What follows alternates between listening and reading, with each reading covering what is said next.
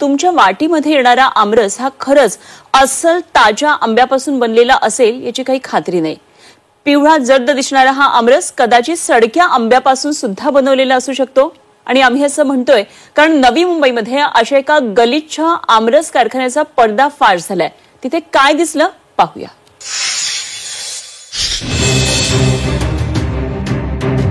आमरस खाताय? सावधान, तुम्हाला विकला जातोय सडक्या आंब्यांचा आमरस। नवी मुंबईतील आमरस कारखान्यावर मनसेची धाड।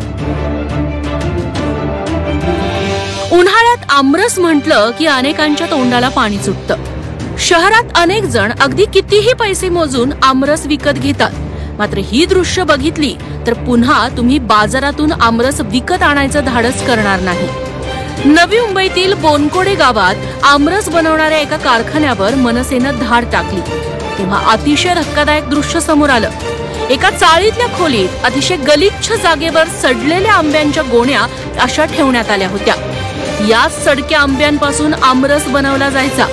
या आमरसचं ब्रँडिंग करून नवी मुंबई आणि आसपासच्या शहरात ते विकलं जात होतं।